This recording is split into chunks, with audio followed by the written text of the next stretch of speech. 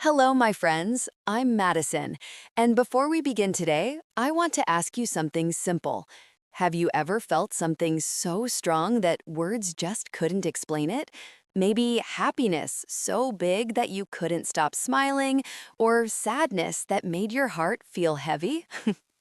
If you said yes, you are not alone, because today we're going to talk about something very special, the grammar of emotion. But wait, before we dive in, could you please take a second to like this episode? It really helps me share these English stories with more people around the world. And honestly, your support means so much to me. Thank you. All right, let's begin. When we learn English, we often focus on grammar, rules, tenses, verbs, prepositions, all the small details that make a sentence correct. But there's another grammar that no one really talks about, the grammar of emotion. It's the secret language behind how we feel in English, how we express joy, anger, love, disappointment, surprise, or hope. And trust me, once you understand it, your English will sound more natural, more human, and more powerful. Let me explain what I mean. Words are not enough. Feelings have their own rules. When you say, I am sad, you are using correct grammar, right? But it's not just about the sentence structure. The emotion behind it changes everything. Imagine you say, I am sad. Now imagine you say it slowly, softly. I'm sad.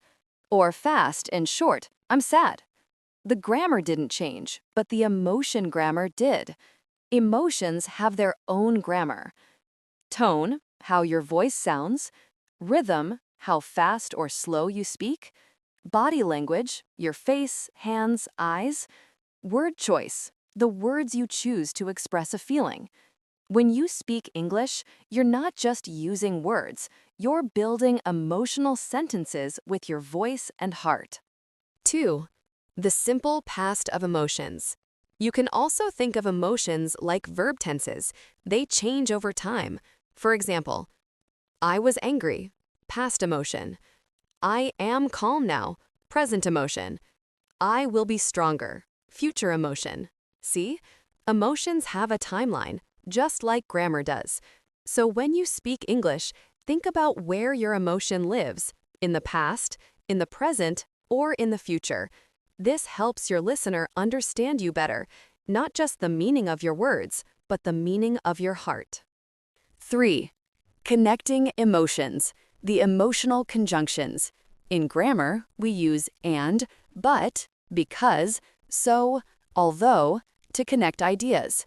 In emotional grammar, we connect feelings in the same way. Listen to this. I was scared, but I tried. I felt tired, so I took a break. I was nervous because it mattered to me. See how beautiful that is? You are not just saying what you felt, you are showing how one emotion connects to another. That's emotional fluency. It means being able to describe why you feel something, how it changes, and what it means to you. 4. Vocabulary of the heart. Of course, grammar is nothing without vocabulary, and emotions have their own special words, small words that open big doors. Let's explore some. Instead of always saying happy, try delighted when you're happily surprised, content when you're calm and peaceful, grateful when your heart says thank you. Instead of sad, you can say disappointed when something didn't go the way you hoped, lonely when you miss someone or something, heartbroken when your sadness feels deep. Each word has its own emotional grammar. Grateful often connects with action. I'm grateful for your help. Lonely often stands alone. I feel lonely today. So next time when you speak English, think, which word truly fits my feeling?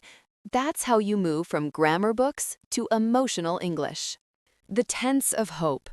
Sometimes we use the future tense not just for actions, but for feelings, like, I will try again.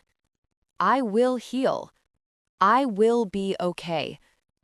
These are grammar structures, yes, but they are also emotional promises. Hope has its own grammar. It starts in pain, moves through courage, and ends in faith. Every time you say, I will, you are writing a small story about your strength. So don't just study grammar, live it emotionally. 6. How to practice the grammar of emotion. Here's something you can do every day to become fluent in emotional English. Step 1. Write one sentence about how you feel. Example, I'm nervous about tomorrow. Step 2. Add one connector word. Example, I'm nervous about tomorrow, but I'm also excited. Step 3. Add one emotional detail. Example, I'm nervous about tomorrow, but I'm also excited because I'll meet new people. Now, your sentence has rhythm, connection, and emotion, just like music. Do this daily, and you'll start to think in English with your heart, not just your head. 7. Grammar plus emotion equals connection. You know what's beautiful? People remember how you make them feel, not just what you say. When you use emotional grammar, your English becomes more than correct, it becomes alive. It connects, it moves people, and that's the real purpose of language, not just to speak, but to connect souls. So don't be afraid to use your voice. Don't hide your emotions behind simple words. Show them, feel them, let them breathe in English. Final thoughts. My dear listener, remember this. Grammar gives your words structure. Emotion gives your words life. You don't need perfect English to touch someone's heart. You just need honesty and practice. So next time you speak, don't ask, is my grammar correct? Ask, did my heart speak clearly? That's the grammar of emotion. Thank you so much for spending this time with me today. If you enjoyed this episode, please don't forget to subscribe to Inkwell Stories for more inspiring English talks like this one. And here's a little gift for you. You can find a PDF vocabulary list from today's episode with meanings and example sentences right below in the description. It's designed to help you remember and use these emotional words in your daily English. Until next time, keep learning, keep feeling, and keep speaking from your heart. I'm Madison, and this was Tiny English Talks, the grammar of emotion. Bye for now.